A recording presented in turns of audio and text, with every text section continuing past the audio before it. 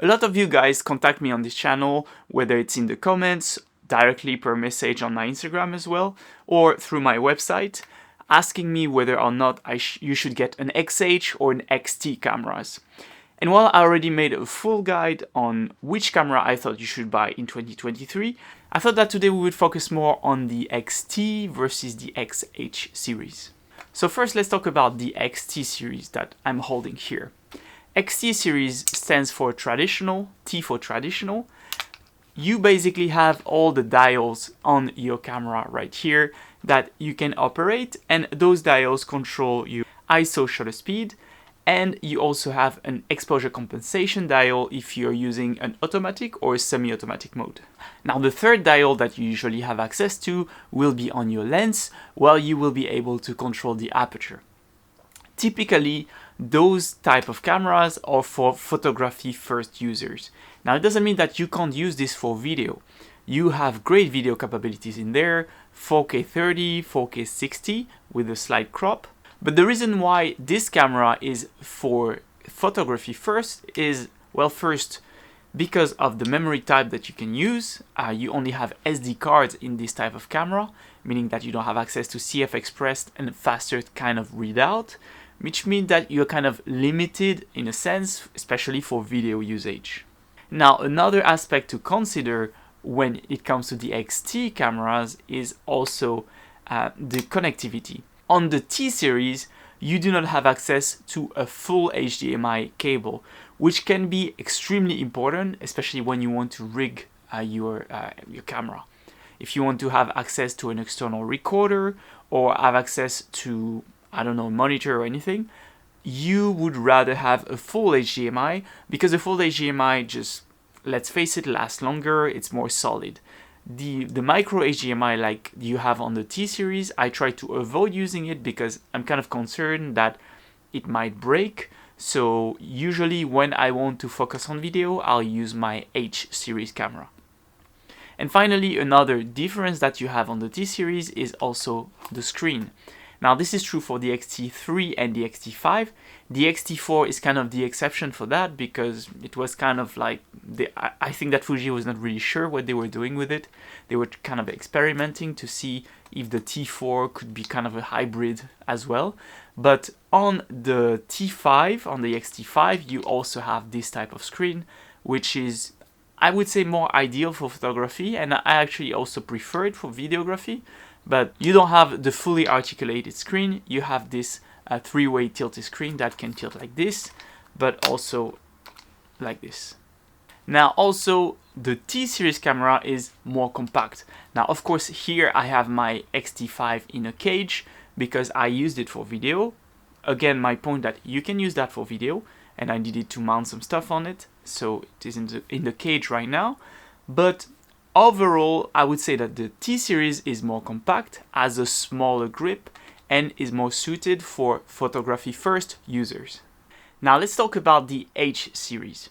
The H series, like the XH2S right here, but you also have the XH2, is more a video-centric camera. Now, don't get me wrong, you can still get great photography results with this sensor, but there are some key differences compared to the T series.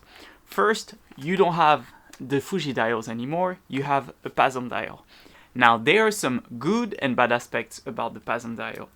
First, let's talk about the bad aspects, is that you do not have visual confirmation of your setting on top of the camera with the dials. However, you have a screen right here that will tell you exactly what are your settings at a given point. On this top screen, you can visualize your ISO as well as your shutter speed. And because you use a Fuji lens, typically you have an aperture ring that you will be able to directly visualize your aperture on. So it's not the end of the world when it comes to photography usage at all. Now, the advantage of having a PASM dial, though, for me is not necessarily on the PASM part, but it is definitely on the custom mode part. Because you have access on, let's say, the H2S, 7 custom modes that you can use and assign to specific different kind of shooting situation. Because I use this camera mostly for videos, each of my custom modes are assigned to specific video situation. For example, 4K 24, 4K 60, 4K 120p. We have then ProRes externally, a bunch of situations, right? I actually don't remember. Yeah, 6.2K as well. There are a bunch of situations that I can cover just by using those 7 custom modes. And this is very useful when you are switching from, let's say, A-roll to B-roll. You can switch directly from one to the other. So this is one of the advantages that you have using the XH2S and its PASM dial. Now, another advantage that you have using the XH2S is that if you don't have an external monitor, well, the XH2S and the H-line typically have a fully articulated screen, meaning that you are able to monitor yourself while you're shooting. Right now, I'm shooting with the X-T5, and without using an external monitor, I can't see myself. Right now, I'm kind of, going blind. Let's see, I try to adjust the setting, etc., but it should be fine, hopefully. But that's one of the advantages that you have. Another advantage that you have is that you have, as I mentioned before,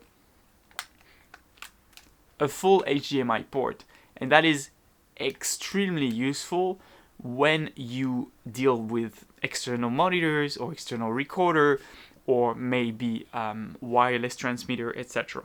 On the XC series, you have to use the USB-C with a dongle to have access to a jack to monitor your audio, which is not the case on the XH line. So if you're more into video, definitely H line is better for you, H series is better for you compared to the X-T5. Another point is CF Express.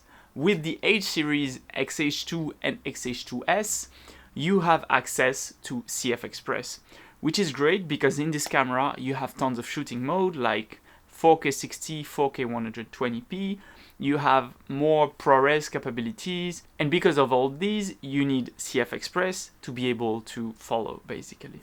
So if speed and more shooting capabilities, more frame rate is important for you, definitely XH2S with the CF Express that will be able to kind of deliver all of this kind of shooting mode.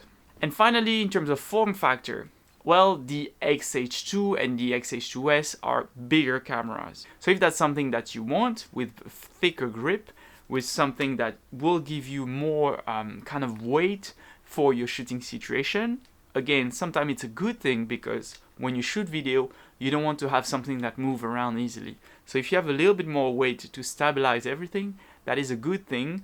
And if you have a better grip to handle your camera, that is also a good thing. So depending on your shooting situation, I would say that if you're more into video, XH2 and XH2S are better. The only differentiation between XH2 and XH2S is sensor size, as well as shooting capability. If you want more resolution, XH2. If you want more speed, XH2S. I hope that this video was useful for you to understand the specificities of the XT and the XH line. Let me know down in the comment if you have any other question. And by the way, it's Black Friday weekend now.